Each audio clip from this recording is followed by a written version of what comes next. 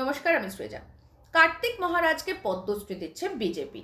যদিও পদ্মশ্রী দেওয়ার কথা কেন্দ্রীয় সরকারের, কিন্তু যেহেতু বিজেপি নিজেদের পছন্দের মতন লোককে সিলেক্ট করে পদ্মশ্রী দিচ্ছে, তাই আমি বিজেপি কথাটা সচেতনভাবে ব্যবহার করলাম। তো এই কার্তিক মহারাজকে পদ্মশ্রী দেওয়ার কথা ইতিমধ্যেই ঘোষণা করেছে বিজেপি, আর তারপর থেকেই সোশ্যাল মিডিয়া একেবারে উত্তাল হয়ে গেছে। অনেকে প্রশ্ন করছেন যে এই কার্তিক মহারাজের সমাজে কি অবদান রয়েছে, কেন তাকে পদ্মশ্রী দেওয়া হবে। আর বেশিরভাগ মানুষ যে প্রশ্নটা করছেন সেটা হচ্ছে যে এই কার্তিক মহারাজের মতন এরকম একজন নারী বিদ্বেষী ধর্ষকদের সমর্থককে কেন পদ্মশ্রী দেওয়া হবে।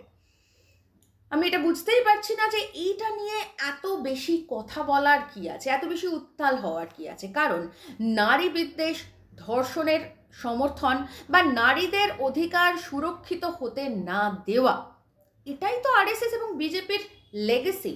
প্রথম দিন থেকে এই লেগেসিই তো তারা বহন করছে। কারণ আমরা জানি যে বিজেপি বা আরএসএস সব সময় সংবিধানের উপরে মনুস্মৃতিকে রাখে।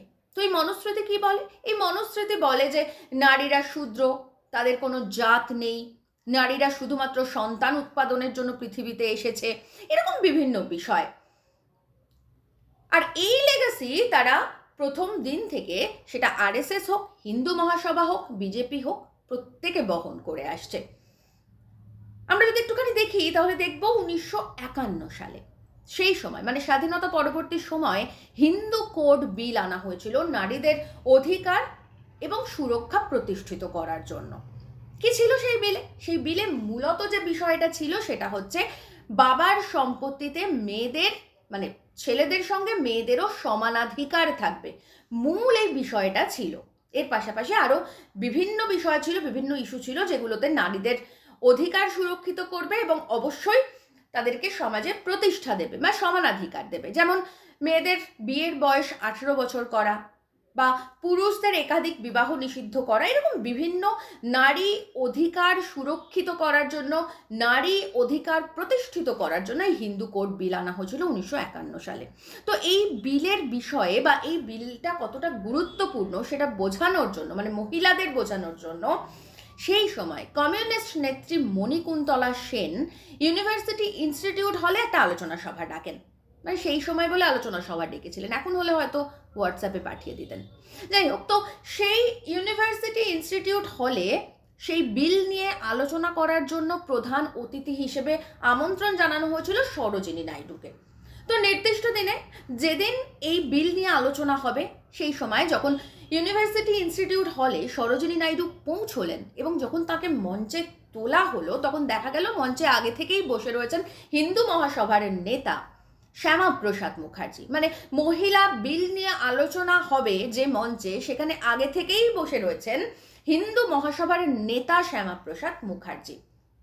তো নির্দিষ্ট সময়ে যখন সরোজিনী নাইডু এই বিল নিয়ে, এই হিন্দু কোড বিল নিয়ে কথা বলতে শুরু করলেন, তখনই দেখা গেল দর্শক আসনে যারা বসেছিলেন, যে সমস্ত মহিলারা, তারা এত বেশি হই হুল্লোড় শুরু করে দিলেন, এত হট্টগোল শুরু করে দিলেন যে সরোজিনী নাইডু এই বিল নিয়ে একটাও কথা বলার সুযোগ পেলেন না। তিনি বাধ্য হলেন মঞ্চ থেকে নেমে যেতে এবং পরবর্তীতে এই শ্যামাপ্রসাদ মুখার্জির অনুগামীরা এই মঞ্চ, হিন্দু কোড বিল আলোচনা করার জন্য যে মঞ্চ বাঁধা হয়েছিল, সেটাকে ভেঙে দেন। পরে জানা যায় হিন্দু মহাসভার পক্ষ থেকে এই মহিলাদের বোঝানো হয়েছিল সেই দিন ওই মঞ্চে আসলে হিন্দু মহিলাদের মুসলিম করার জন্য আলোচনা করা হবে বা বক্তব্য রাখা হবে। আর সেই কারণের জন্য ওই মহিলারা সমাজকে সুরক্ষিত রাখতে, হিন্দুদের মুসলিম না হতে দেওয়ার জন্য সরোজিনী নাইডুকে একটাও কথা বলার সুযোগ দেননি।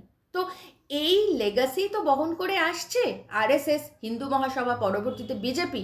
তো এটা নিয়ে মানে কার্তিক মহারাজকে কেন পদ্মশ্রী দেওয়া হবে, কার্তিক মহারাজের মতন একজন নারী বিদ্বেষী ধর্ষককে কেন এতটা সম্মান জানানো হবে, এই নিয়ে সোশ্যাল মিডিয়া উত্তাল হওয়ার মতন কোনো কারণ রয়েছে বলে তো আমার অন্তত মনে হয় না।